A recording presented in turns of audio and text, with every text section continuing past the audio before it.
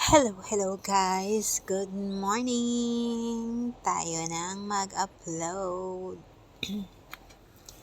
Ayan na guys, magluluto tayo ngayon ng lunch of course.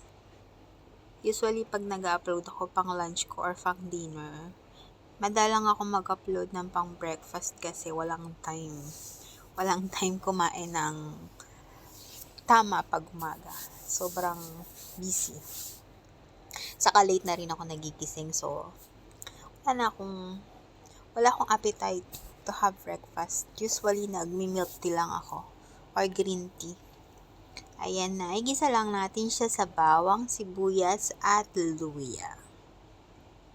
Hindi ko alam kung ano yung tatawag ko dito. Promise, hindi ko alam kung ano yung tatawag ko sa luto na to. Naisipan ko lang siya na yung ginataan lagyan ng hotdog. O diba? Kanya-kanyang trip yan eh. Pero kasi yung chicken, hindi ko siya bet pag hindi nilagyan ng luya. Parang malansa. So, yan. Lagi ako nagigisa ng chicken, may luya syempre. At syempre, para healthy, lagyan natin ng tomato para may kulay. Set aside natin. Lagay lang natin sa gilid ang hotdog. Ay, hindi ko lubos maisip yung 1 kilong hotdog. Inubos ko lang siya ng ilang araw. Ganon, grabe. Ko alam matakaw ba ako or sadyang na-miss ko lang ang hotdog. Ang mahal dito ng tender juicy hotdog. Pero mo 1 kilo, 34 dirham. So, i-convert natin siya sa 15.75. Malaki din, di ba? Tapos hotdog lang yun. Ano ba yan? Kaya, pagbibili ako nun once a year. Yes.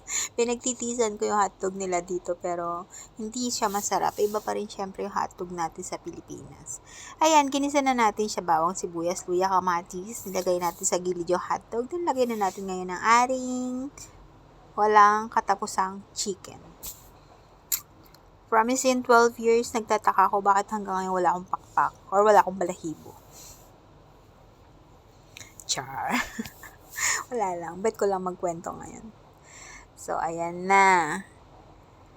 Nung nasanggot siya na natin yung chicken, paghalu-haluin na natin siya para lumasa na, di ba? Bakit pala hindi ako nagsasaya lang ng play? Sayang yung yung gadget ko, nakatambay lang. Hala. May play ba ako?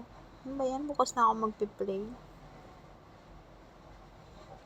Minsan pinapahinga ko din yung mga gadget ko kasi napapagod din sila. Ano ba yan? Wala nang nakita sa smoke. Diba? Napapagod din sila para din silang mga tao. Ano ba yung mga tao? Grabe talaga pag nag-voice over ako. Bulol-bulol eh. Ayan, gatayan. So, tawagin na lang natin siyang gata na may hotdog.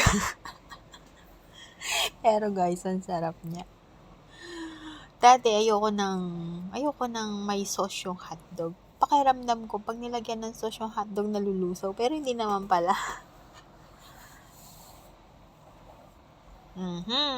So, yummy! Masarap siya kahit kanin or kubus. Sarap siya talaga. So, i-try nyo na. Ayan, ganyan lang siya kasimple. Para siyang ginataan. Hindi ko naman matawag na curry kasi, di ba? Yan, lagyan lang natin siya ng pampalasa, salt, and black pepper. Usually, yan lang naman yung ginagamit ko. Or curry. Hindi ako gumagamit na maraming ingredients. So, ganyan lang siya kasimple.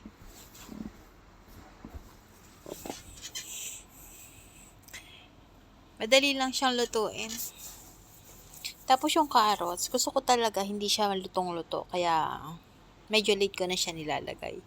Pag nilalagyan ko ng gulay yung mga food ko, ayoko na masyadong luto. Parang half cook lang. Tapos pag kinain mo siya, crunchy pa rin. So, ayan na. Inintay ko lang siya maging medyo oily para magiging saucy yung dating niya. Ano ba yan? Parang iba na naman pronunciation ko. Parang kanina. Nagtatawanan ako ng anak ko. Sinasabi kong finance. Sabi niya sa akin, it's finance. 12 years old lang yun. Char. Good night. Thank you.